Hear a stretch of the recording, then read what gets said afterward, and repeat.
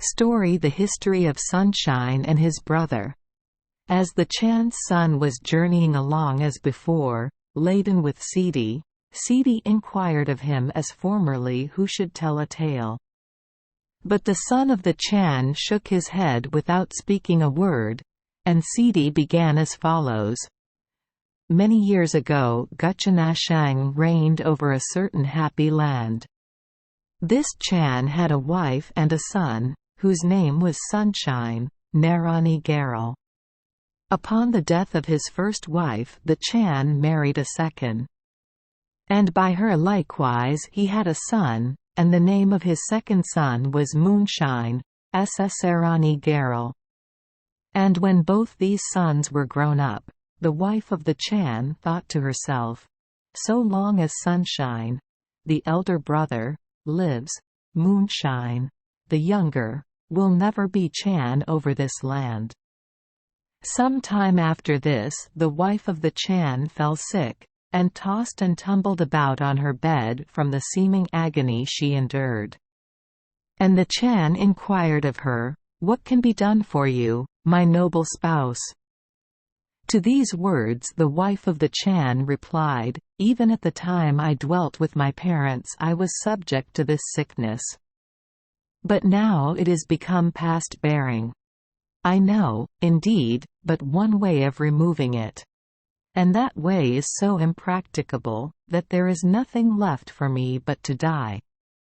Hereupon spake the Chan, "Tell unto me this way of help, and though it should cost me half my kingdom thou shalt have it. Tell me what thou requirest." Thus spake he, and his wife replied with the following words, "If the heart of one of the Chan's sons were roasted in the fat of the gunsa, a beast. But thou wilt not, of course, sacrifice Sunshine for this purpose. And I myself bear Moonshine, his heart I will not consume. So that there is now nothing left for me but to die." The Chan replied, "Of a surety Sunshine is my son, and inexpressibly dear unto me. But in order that I may not lose thee, I will tomorrow deliver him over to the Jargashi, the servants of justice." Moonshine overheard these words and hastened to his brother, and said, "Tomorrow they will murder thee." When he had related all the circumstances, the brother replied, "Since it is so, do you remain at home, honoring your father and mother. The time of my flight is come." Then said Moonshine with a troubled heart, "Alone I will not remain, but I will follow thee whithersoever thou goest." Because the following day was appointed for the murder, the two brothers took a sack with baling cakes from the altar, crept out at night, for it was the night of the full moon, from the palace, and journeyed on day and night through the mountainous country, until they at length arrived at the course of a dried-up river. Because their provender was finished, and the river afforded no water, Moonshine fell to the earth utterly exhausted. Then spake the elder brother, full of affliction, "I will go and seek water. But do you watch an instant until I come down from the high places." After some vain attempts Sunshine returned, and found that his brother had departed this life.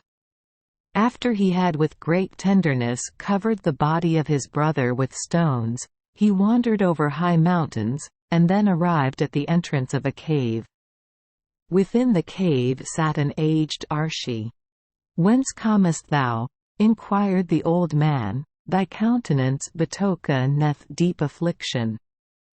And when the youth had related all that had passed, the old man, taking with him the means of awakening the dead, went with the youth to the grave, and called Moonshine back to life.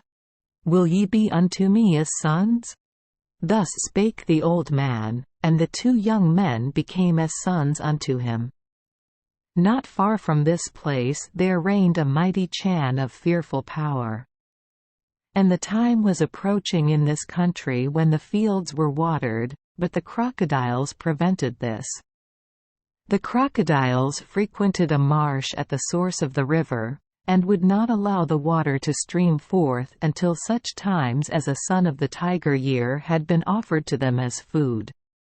After a time it happened that when search had been made in vain for a son of the tiger year, certain people drew nigh unto the Chan, and said, Near unto the source of the river dwelleth the old Arshi, and with him a son of the tiger year.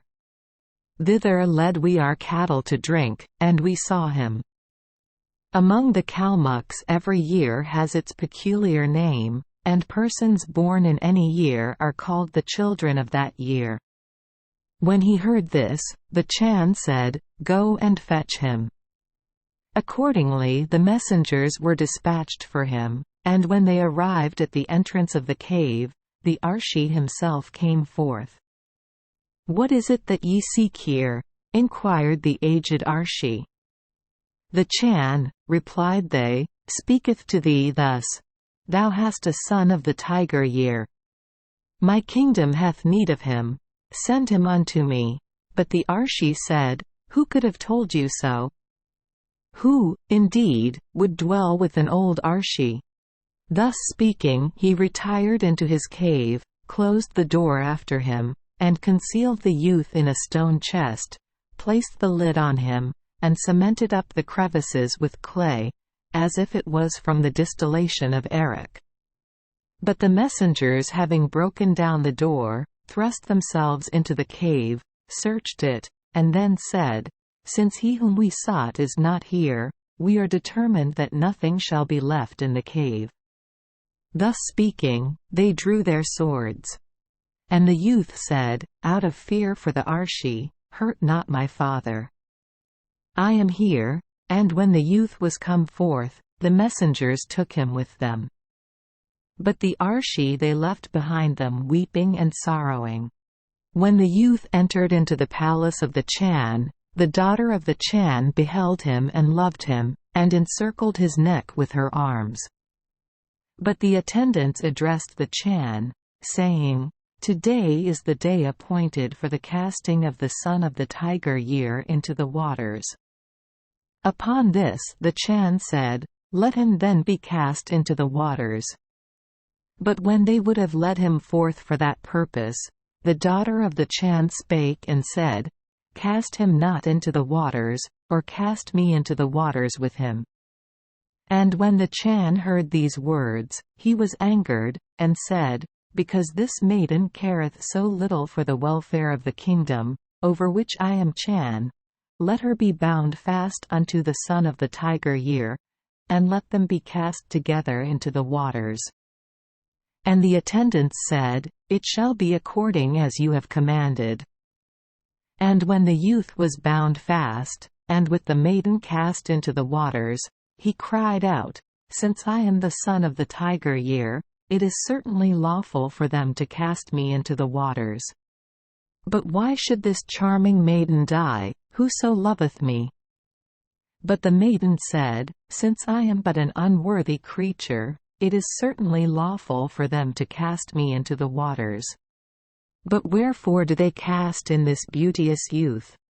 Now the crocodiles heard these words, felt compassion, and placed the lovers once more upon the shore. And no sooner had this happened than the streams began to flow again. And when they were thus saved, the maiden said to the youth, Come with me, I pray you, unto the palace. And he replied, When I have sought out my father Arshi, then will I come, and we will live together unsevered as man and wife. Accordingly the youth returned to the cave of the old Arshi, and knocked at the door. I am thy son, said he. My son, replied the old man, has the Chan taken and slain. Therefore it is that I sit here and weep. At these words the son replied, Of a verity I am thy son. The Chan indeed bade them cast me into the waters. But because the crocodiles devoured me not, I am returned unto you. Weep not, O my father. Arshi then opened the door, but he had suffered his beard and the hair of his head to grow, so that he looked like a dead man. Sunshine washed him therefore with milk and with water, and aroused him by tender words from his great sorrow. Now when the maiden returned back again to the palace, the Chan and the whole people were exceedingly amazed. The crocodiles, they exclaimed, have, contrary to their wont, felt compassion for this maiden and spared her. This is indeed a very wonder. So the whole people passed around the maiden, bowing themselves down before her. But the Chan said, that the maiden is returned is indeed very good. But the son of the tiger year is assuredly devoured. At these words his daughter replied unto him, the son of the tiger year assuredly is not devoured. On account of his goodness his life was spared him. And when she said this, all were more than ever surprised. Arise, said the Chan to his ministers, lead this youth hither. Agreeably to these commands, the ministers hastened to the cave of the aged Arshi.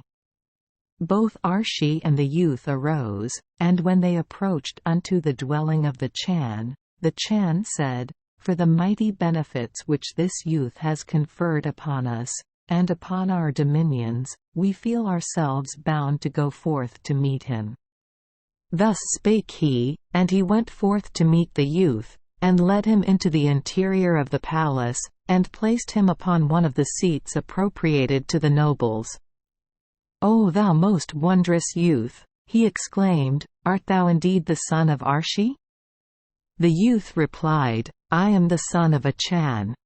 But because my stepmother, out of the love she bare to her own son, sought to slay me, I fled, and, accompanied by my younger brother, arrived at the cave of the aged Arshi. When the son of the Chan related all this, the Chan loaded him with honors, and gave his daughters for wives unto the two brothers, and sent them, with many costly gifts and a good retinue, home to their own kingdom. Thither they went, drew nigh unto the palace, and wrote a letter as follows. To the Chan their father, the two brothers are returned back again. Now the father and mother had for many years bewailed the loss of both their sons, and their sorrows had rendered them so gloomy that they remained ever alone. On receipt of this letter they sent forth a large body of people to meet their children. But because the wife of the Chan saw both the youths approaching with costly gifts and a goodly retinue, so great was her envy that she died.